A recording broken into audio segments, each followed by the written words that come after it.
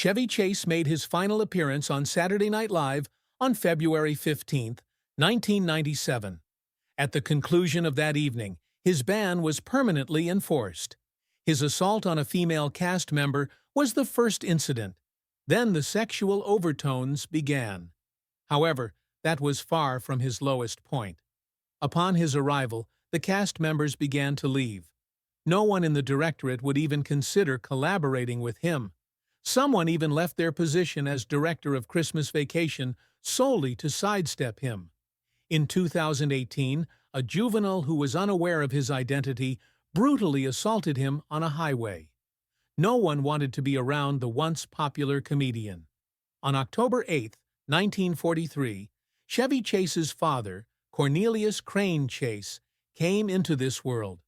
Power and wealth consumed his life the moment he arrived. By adoption, Cornelius Vanderbilt Crane became his grandpa. That linked him directly to the illustrious Vanderbilt family.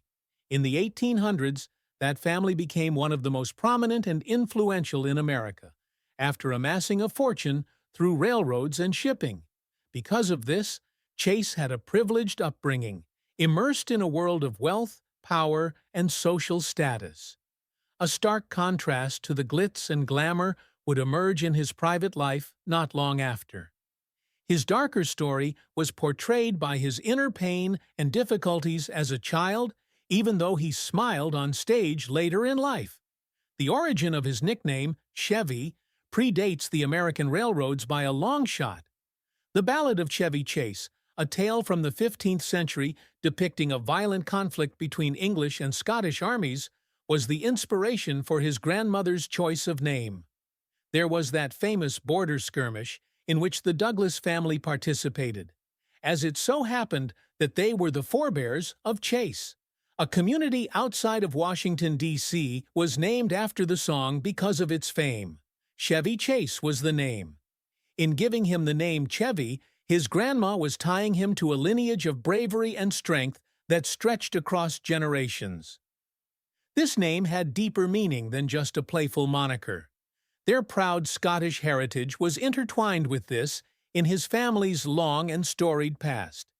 Things weren't as ideal as they appeared, though, behind the scenes of that affluent environment. A seemingly stable household was shattered when Chase's parents split up when he was just 4 years old. His stepfather and mother were violent, which made everything worse.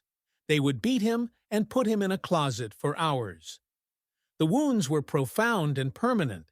The news came as a shock to his fans, who had previously only thought of him as a comedic celebrity. Even as an adult, Chase's relationships were impacted by the sorrow he openly discussed in interviews and books. That was evidence that severe misery can be concealed even by privilege. There was a lot of genius and mayhem in the classroom as well.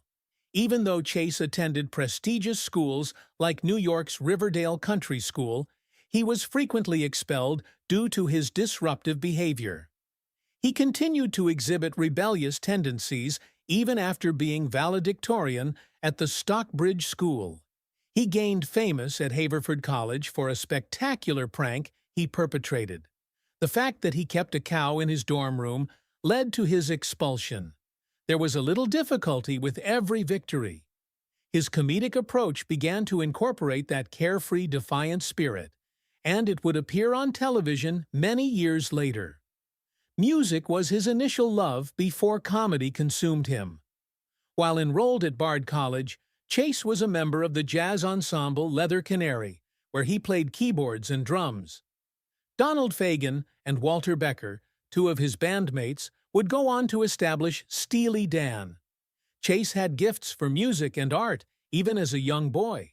Playing with upcoming rock greats gave Leather Canary a feel for rhythm and timing, and he was full of life and flair. Eventually, his rhythmic sense would make him one of the most famous comedians in the United States.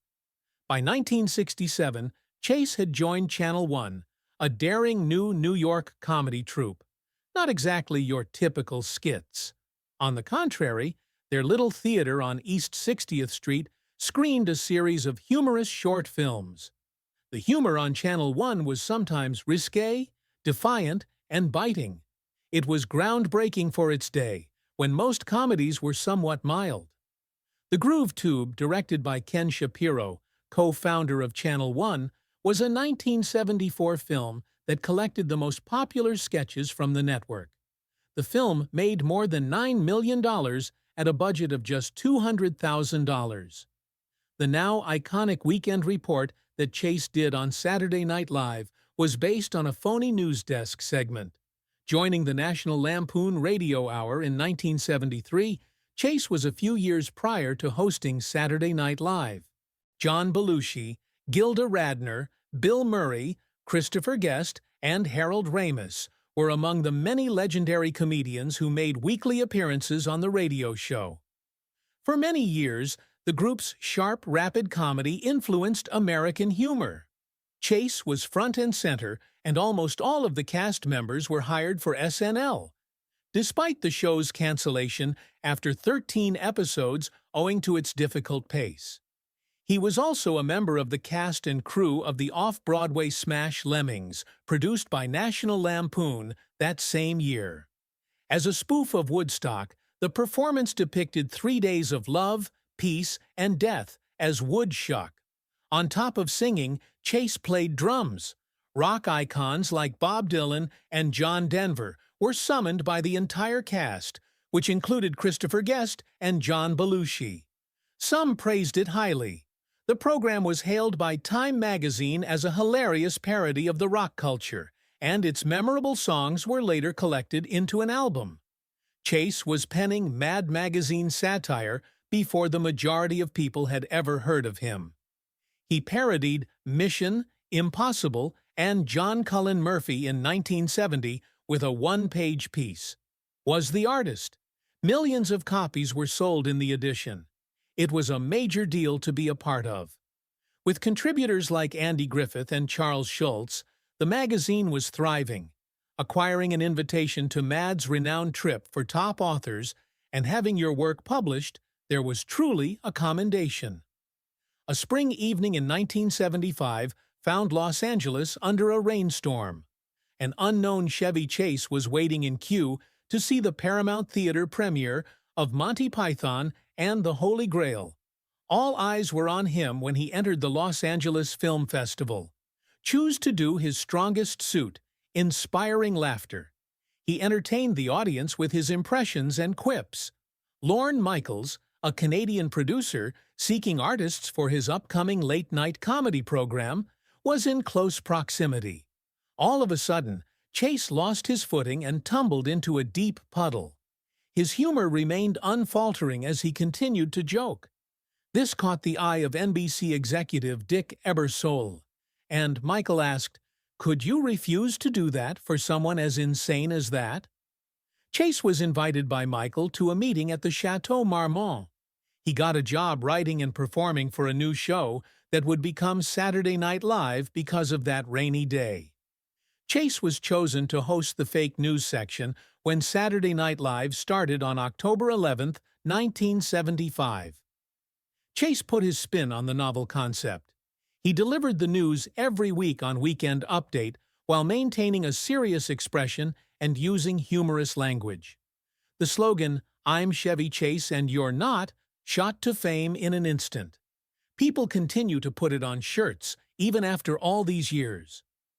Using examples like Generalissimo Francisco Franco is still dead, Chase made light of serious issues by making them ludicrous. "Good night and have a wonderful tomorrow" was his go-to segment close, and viewers always felt like they were in on the joke. Additionally, Chase's portrayal of President Gerald Ford became famous that season.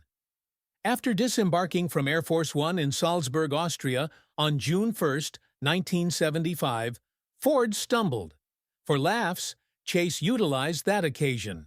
Chase started portraying Ford as a clumsy president who stumbled over everything on November 8, 1975, in the 4th edition of Saturday Night Live. "No issue, no problem" would be Chase's response every time Ford took the stage. He would repeatedly slam his skull against furniture and then leap to his feet. Dodge never tried to sound like Ford. He acted as if he were someone who was always tumbling instead. The public's perception of Ford as an incompetent president was permanently formed by the sketches, which even he found humorous. Everyone could see how talented Chase was. He won 2 Primetime Emmys in 1976 for writing and performance after only 1 season. A Golden Globe was also bestowed upon him for his writing. In 1975, he was named America's Funniest Guy by New York Magazine. There were rumblings on NBC that he could replace Johnny Carson as a guest host on The Tonight Show. Although he was only on the show for 1 season, Chase had a significant impact on the tone and style of Saturday Night Live, which led Rolling Stone to rank him among the top 10 most influential cast members. Despite his success, Chase opted to go from SNL. October 30th, 1976 was the day of his final program. When he left, he was the very first actor to do so. Why someone would suddenly give up so much was a mystery to many. Though Chase joked that it had to do with money, a lot of money, the real reason was more intimate. Actress Jacqueline Carlin was the object of his intense affection. "I left for a girl I loved," Chase explained, "but she wouldn't leave California." Chevy Chase shot to fame in the blink of an eye. His 1978 film debut was alongside Goldie Hawn in the comedic thriller Foul Play. He had never starred in anything before. Chase made an appearance on Saturday Night Live just 2 years ago. However, all of that changed with this one film. Everyone loved Foul Play. More than $44 million, a substantial sum in those days, was its box office take. In addition, 7 Golden Globes were nominated for the film. The Best Actor award was really for Chase. The ascent was sudden and unexpected. A crazy conspiracy to kill the Pope was the subject of this comedic, suspenseful film. Although they disagreed on many points, critics could agree on one. Chase blossomed into a star. He was charming and had impeccable comedic timing. Chase reportedly turned down a position in Animal House in order to engage in blackmail. His career would be irrevocably changed by that decision. Due to the film's immense success, it was adapted into a brief 1981 television series. He shot to fame with Foul Play, which set the stage for a string of successful comedies over the next decade. However, Chevy Chase's softer side was beginning to emerge behind the scenes. Chase played the role of the laid-back golfer Ty Webb in the 1980 film Caddyshack. With him, the film nearly never happened. The studio's first choice for the role of the film's anchor was none other than Chase. Produced with an investment of $6 million, it grossed approximately $40 million in the United States. Like its people, the picture was disorganized and defiant. Perfectly suited to Chase was his effortless charisma and snappy one-liners. Caddyshack went on to become one of the most iconic comedies of all time, despite initial mixed reviews. The spontaneous and funny scenes that Chase had with Bill Murray were the best. Harold Ramis made his directing debut with the film, which also served to popularize a new kind of comedy. In 1988, for Caddyshack 2, only Chase made a triumphant return. People regularly recite lines from it, and Ty Webb is still thought of as one of the funniest characters of all time. National Lampoon's Vacation, in which Chase played the lead character of Clark Griswold, was released in 1983. The film grossed more than $61 million, adapting a screenplay by John Hughes. Chase portrayed the role of a daddy who wished he could take his family on a magical vacation. Everything went wrong, which was the punchline.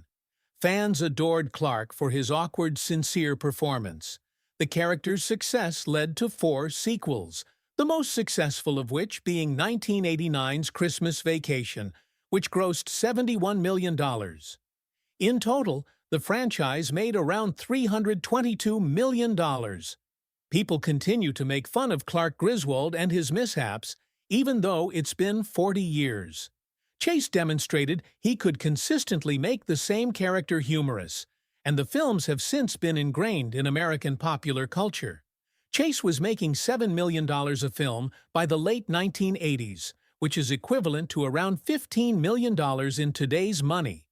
Because of that, he became one of Hollywood's most famous action and drama stars. His roles in blockbuster films like Christmas Vacation and Fletch had given him considerable influence. The studios trusted his reputation to bring in viewers, so they also granted him creative freedom. His reputation for being a handful also started to gain traction about this time. On set, Chase was demanding and frequently clashed with co-workers about scripts and billing. Even more pervasive than his jokes were rumors regarding his enormous ego. The difference seemed peculiar. Audiences couldn't help but laugh at him. On the other hand, there were times when others weren't laughing along with him. Playing an astute undercover journalist with a quick wit, Chase showcased a different aspect of his talent in Fletch. The 1985 film Fletch made $8 million at the box office, but grossed $60 million globally. Even coming up with made-up names, Chase improvised many of the most hilarious scenes involving the characters. Reviewers and viewers alike were impressed by Chase's comedic timing and the show's blend of mystery and comedy. After making a name for himself in the role, he reprised it in 1989's Fletch Lives. Years later, Hollywood attempted to reimagine Fletch, but the character's inseparable bond with Chase made it a failure. Many consider Fletch, which came out decades ago, to be among the best comedic thrillers of all time because of how clever and entertaining it was. Yet, there was a shadowy side to prosperity. John Belushi and Chase had a tense history at Saturday Night Live due to Chase's meteoric climb to fame. Already famous, Belushi felt that Chase was taking all the limelight for himself. He complained about how conceited and difficult to work with Chase to everyone he met.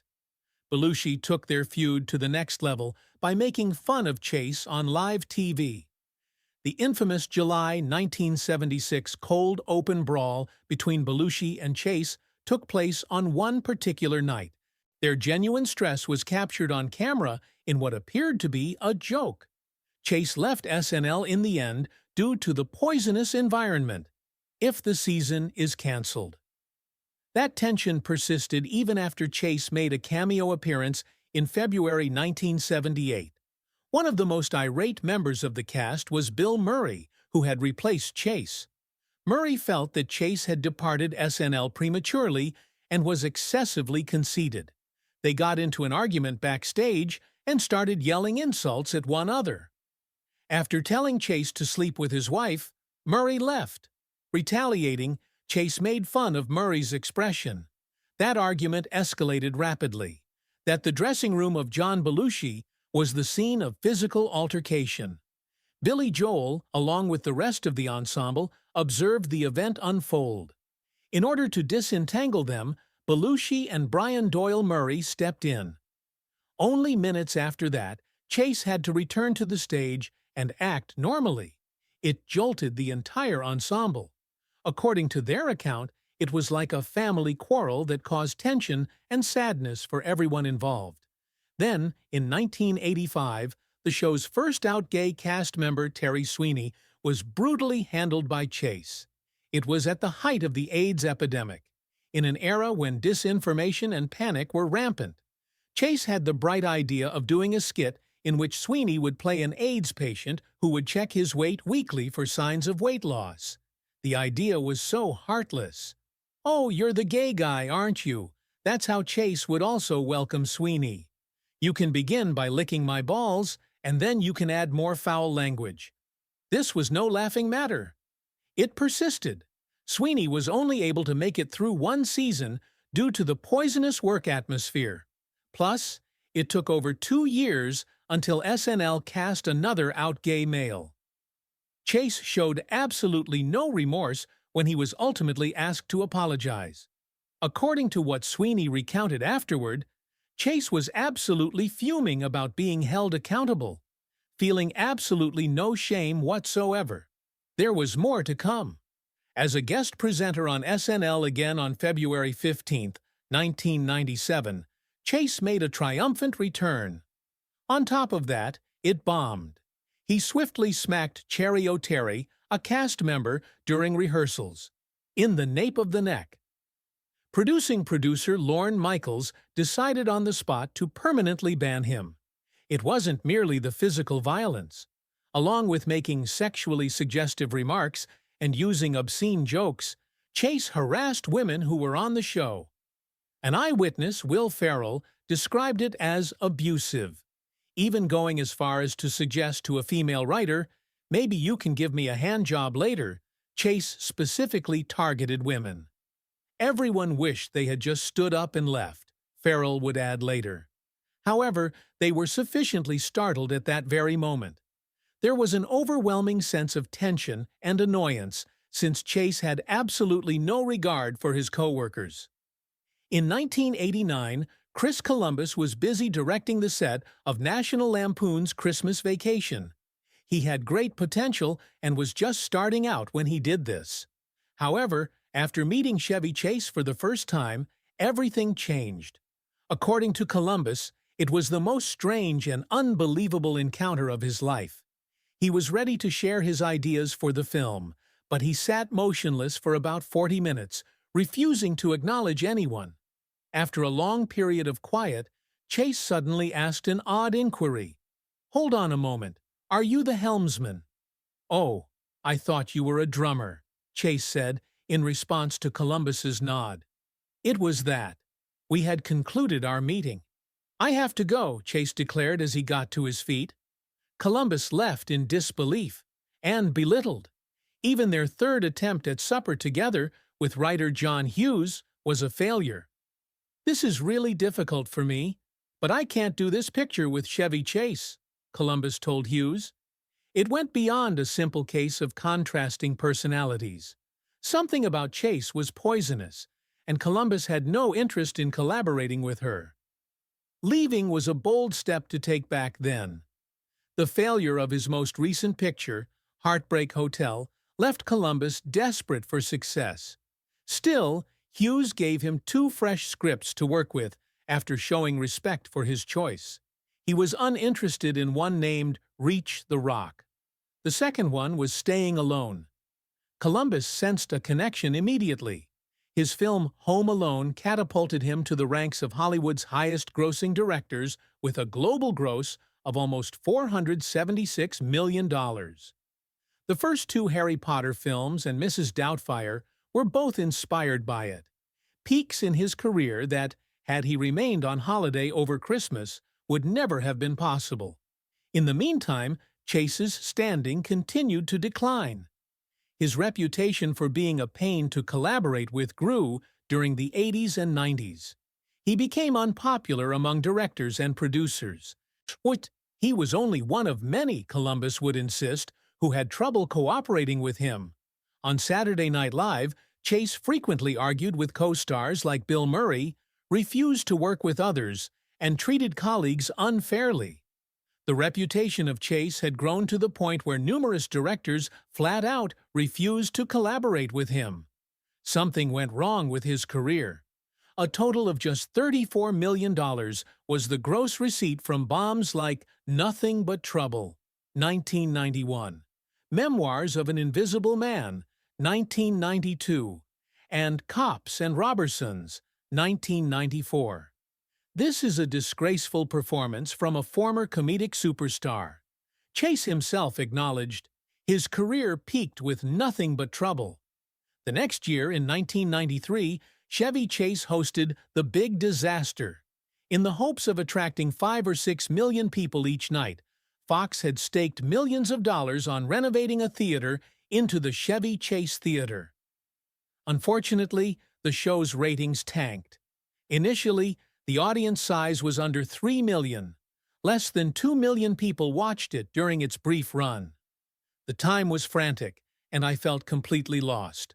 The show was criticized by Entertainment Weekly, who gave it a failing grade for not being able to establish rapport with either the guests or the viewers. After only 5 weeks, Fox decided to end the show because guests were unwilling to come and viewers stopped tuning in. It only took 2 days to paint over the large placard.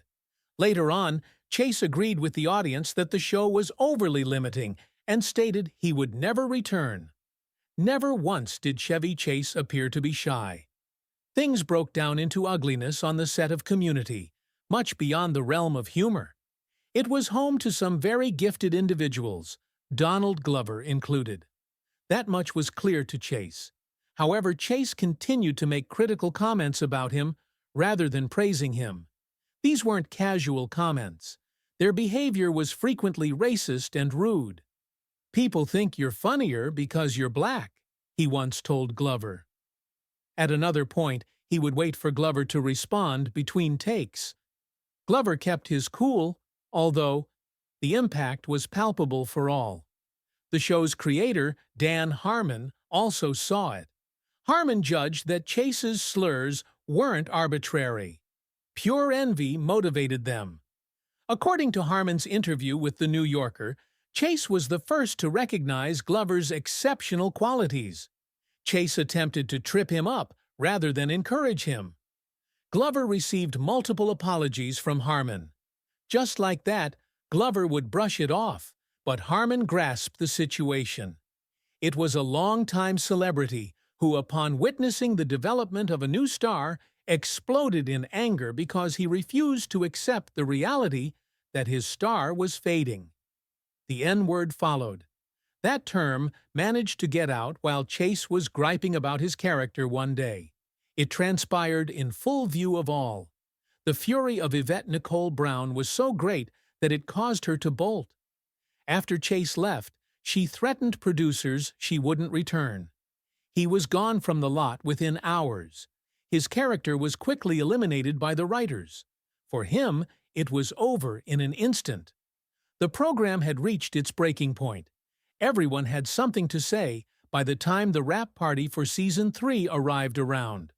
Made the decision to say it simultaneously.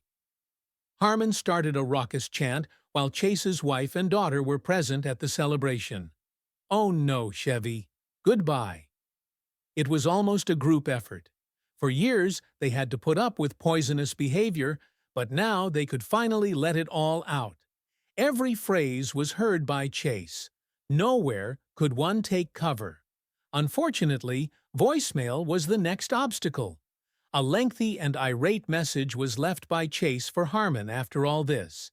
In addition to insulting his job and calling him every term imaginable, he wished he died young from his unhealthy eating habits. The message was played at Harmon's comedy gig. That was a low blow as well, setting the tone for how intense the argument was. Everyone was worn out by the time Chase was formally fired. The producers chose to remove him from the script altogether. They would not be filming another scene with Brown after he made his feelings known. There was more to it than that. The removal was heavily publicized. The members of the Community cast reconnected virtually for a table read several years later, and they chose the episode that dealt with Pierce's death. Nobody asked Chase to come. Not a single soul brought him up. He continued on his way unabated. Chase was still an argumentative 74 years old. Near the Governor Mario M. Cuomo Bridge on February 9, 2018, he pursued a pickup truck on Interstate 87. They might hit him, he thought. Tensions rose as soon as they stopped. Michael Landrio, a young man, yelled obscenities at him. Then Chase fired back. After kicking him, Landrio abandoned him on the floor.